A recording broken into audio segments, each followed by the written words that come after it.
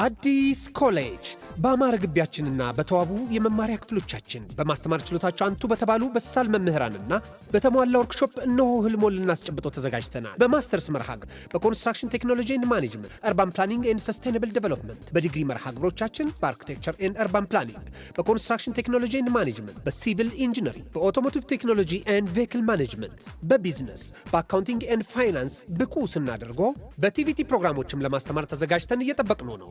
አድራሻችን ምስራቅ ፖሊቴክኒክ ኮሌጅ ፊት ለፊት።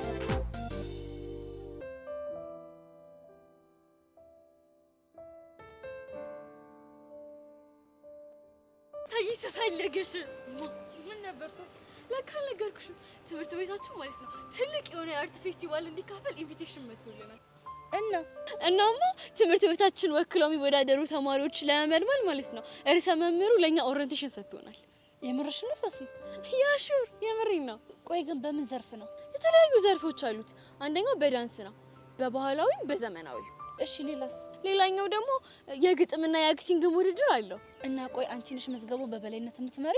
እኔ ማስታወቂያውና የቅስቀሳውን ስራ ነው የምሰራው። ምዝገባውን የሚሰራው ግን ናታን የሚባል ልጅ ነው። ናታን ደግሞ ማን ነው? አንድ ናታን የሚባል ልጅ አለ፣ የ10ኛ ክፍል ተማሪ ነው። እንዴ ቆይ እሱ እንዴት ይሄን እንዲመዘግብ ተመረጠ? ያው እሱ ዝንባሌው ዳንስ ላይ ስለሆነ ይሄንን እንዲያስተባብር ለሱ ተሰጥቷል። እኔ ደግሞ ያው ኢንተረስት ጋዜጠኝነት ላይ ስለሆነ የቅስቀሳውን ስራ እየሰራው። እና ቆይ አሁን ምን እያደረግሽ ነው? እቺ ማስታወቂያ ለጥፍ ላይ ነው። ኦኬ በቃ እኔ ማው ሄዳለሁ። ወዴት? ምን ሚዲያ ልመዘገብ ነው? ዋት ልመዘገብ ነሽ? አዎ ልመዘገብ። አኒታ እየቀለድሽብኝ ነው አይደለ? አረ እንደሱ አይደለም። እና የምሬን ነው ሶሲ። እሺ ቆይ በምን ዘርፍ ነው የምትወዳደሪ? በዘመናዊ ዳንስ። ምን በዘመናዊ ዳንስ ነው ያልሽው? አዎ ምን ነው ገረመሽ? ፕሊዝ አኒታ አታስቂኝ እንዴ! ቆይ ለምን ነው የምትስቂብኝ? ቆይ አንቺ እንዴት ብትዳፈሪ ነው ዘመናዊ ዳንስ ወዳደራለሁ የምትይው? ኦኬ አሁን ገባኝ። አትችልም ብለሽ ነቀሽኝ ነው አይደለ? እኔ እንደዛ አይደለም ግን ይኸውልሽ እኔ እንደ ጓደኛ መመክርሽ ማለት ነው ከዘመናዊ ይልቅ ባህላዊ የምትሞክሪ ነው የሚሻለው። እኔ ሀና ደግሞ ማን እንደሆነ ካሰሻለሁ። እሺ ወዴት ነው? ወደ ሚኒ ሚዲያ ልመዘገብ። እንግዲህ አቅምሽን የምታውቂው አንቺ ነሽ። ለማንኛውም እኔም ለጥፍ ስለሆነ አብረን እንሂድ። ደግሞ ታያታለሽ ምን እንደሳቅሻል።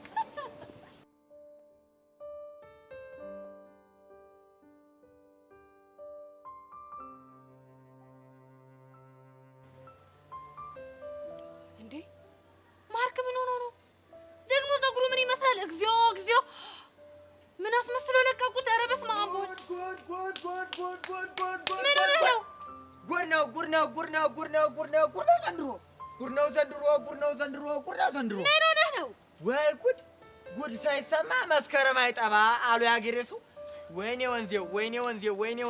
እንግዲህ በቃ ዝም በል። ይሄ ወንዙን ተውና አንተ ራሱ እኮ ጉዱ ነህ። ፀጉሩ ምንድን ነው? እባክሽ ፀጉር ትያለሽ። አሁን ስንት የሚያሳስብ ነገር ትሸርበቃሉ እያለን ይሄ ፀጉሬ ምን አይ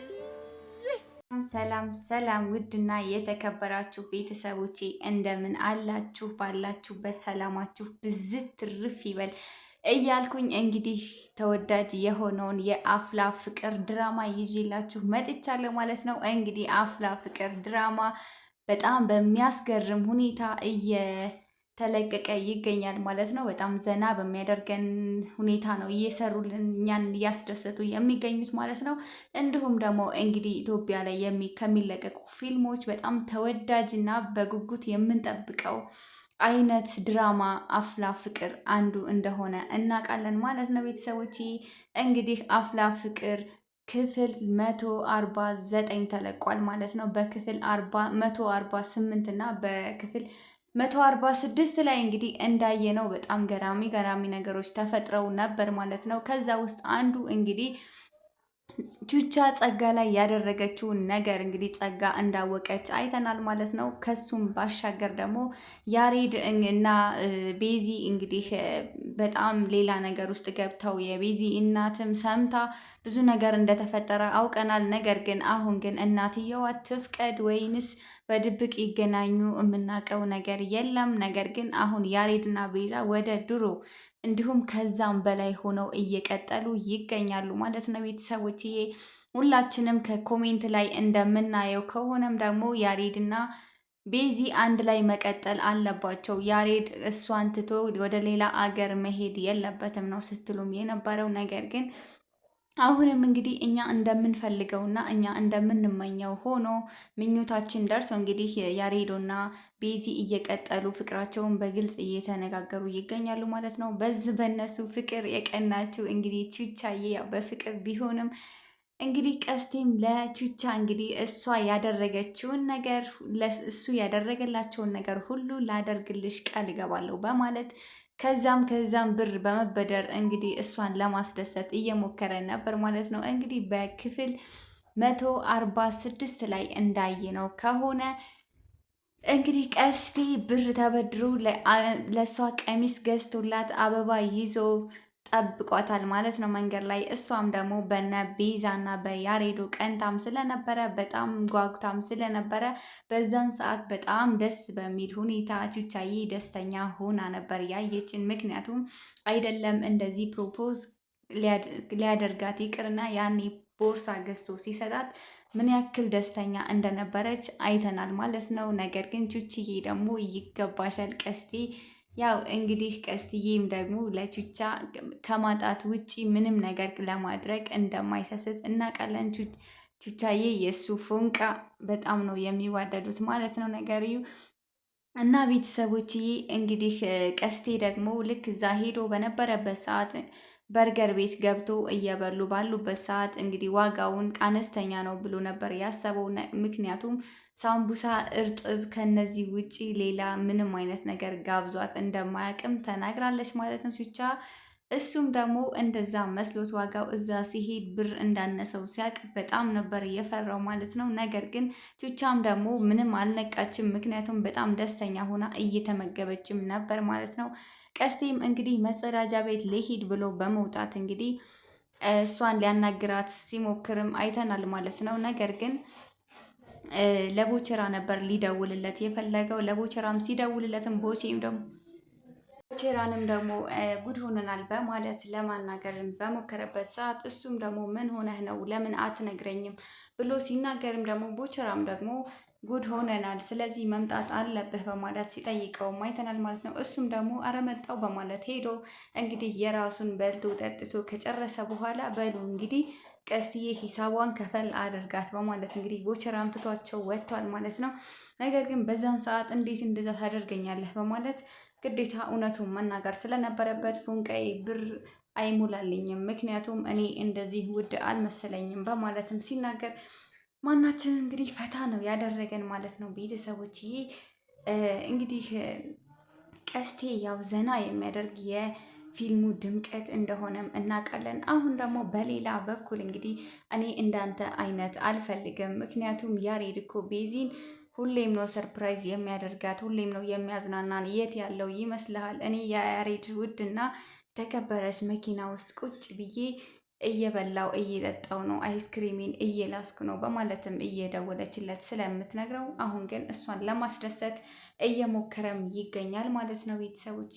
እንዲሁም ደግሞ እንግዲህ እሱን ነገርም ደግሞ በጣም ስላስቀናው እና ሁሌም ያሬድ ስለምትል ነው እሷን ለማስደሰት ሲል እንግዲህ ከአንዱ ጓደኛው ቁራሌ ከሚሰራ ጓደኛው እንግዲህ ብር 3000 ተበድሮ እሷን ለማስደሰት እንዲሁም ደግሞ ለእሷ ቀሚስ ገዝቶ እሷን ጋብዞ እንዲሁም ደግሞ አበባ ይዞ እንግዲህ ፕሮፖዝ አድርጓታል ማለት ነው።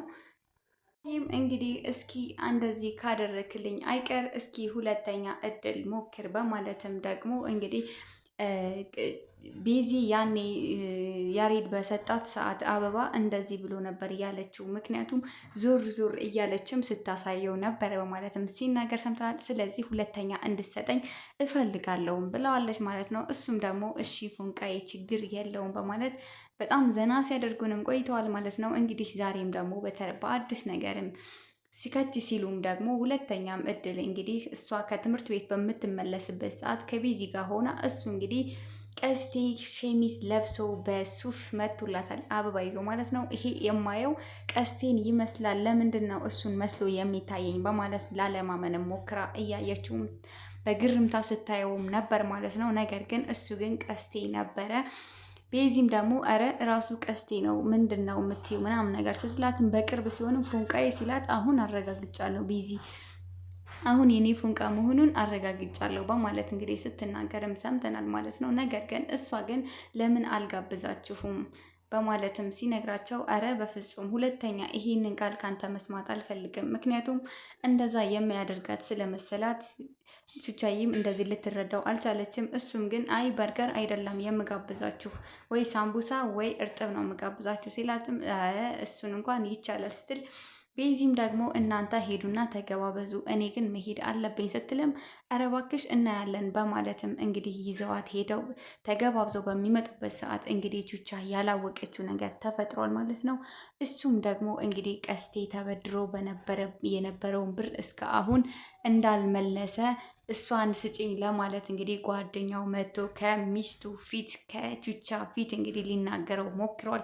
ወረቀትም ይዞ ፈርም እንግዲህ መፈረም ከቻልክ አምንሃለሁ ሲልም ተናግሯል ማለት ነው። ቹቻም ግን መልሳ ለምን እንደዛ አደረግክ? ለጓደኛ ክብር ቢኖርክ ኖሮ እንዴት ከፍቅረኛው ጋር ሆኖ እንደዛ አይነት ወሬ ታወራለህ? በማለትም እንግዲህ ተናግራለች ማለት ነው። ቤዚም ደግሞ እንግዲህ የየድርሻቸውን ተወጥተዋል። እሱ ግን እንደዚህ ያላደረግኩኝ አይምሰልሽ ምክንያቱም ከዚህ በፊት ይሄን ነገር አድርጌ ነገር ግን ወረቀቱን ቀዶ ነው የጣለው ሲልም ቀስቴ እንዴት እንደዛ ታደርጋለህ ሲልም ተናግሯል። እኔን እመነኝ ነው ያልኩት በማለት ገልጿል ማለት ነው። ማን ትክክል እንደሆነ እንግዲህ እናውቃለን ማለት ነው። ሲቀጥል ደግሞ ቤዚ እና ያሬድም ደግሞ በጣም ደስ የሚል ፍቅር ውስጥ እንደነበሩ አውቀናል። በሌላ በኩል ሚኪያስ እና ቦቸራ እንግዲህ በጣም አዝኖ አይተነዋል። እንግዲህ ለመጀመሪያ ጊዜ በመሳቅ በመጫወት እንዲሁም ፈታ በማድረግ ነበር የሚታወቀው። አሁን ግን ከሄቨን እንግዲህ ገንዬ በሚላት ተዋናይ ከአንዷ እንግዲህ ፍቅር ሳይይዘው አይቀርም። እሷም ሄርሜላን እንዳለቻት ከሆነ አዎ ከሱ መራቅ አልችልም ምክንያቱም እኔ ቦቸራን አፈቅረዋለሁ ብላ ነግራት እንግዲህ ብዙ ነገሮች ኢዮስያስም የተደበቀም በድብቅም ቢሆን ለእሷ ያልገለጸላት እንደሚያፈቅራትም እናውቃለን። እንግዲህ ኢዮስያስና ቦቸራ በጣም ተጣልተው አንተ መሀይም ነክ ብሎ ስለሰደበው በጣም ተሰምቶት ለሚኪ ሲናገር ሰምተናል ማለት ነው። እንግዲህ ሄቨን ከኢዮስያስ ጋር ስትሆን ታምራለች ወይስ ከቦቸራ ጋር የሚለውን እንግዲህ በሚቀጥለው ክፍል እንደሚያሳዩን ተስፋ እናደርጋለን። ቤተሰቦች ቻናላችንን እንግዲህ ሰብስክራይብ፣ ላይክ፣ ሼር በማድረግ ተባበሩን እያልን እንግዲህ በአሁኑ ቪዲዮ በቀጣይ ቪዲዮ እስክንገናኝ ሰላም ሁኑልኝ።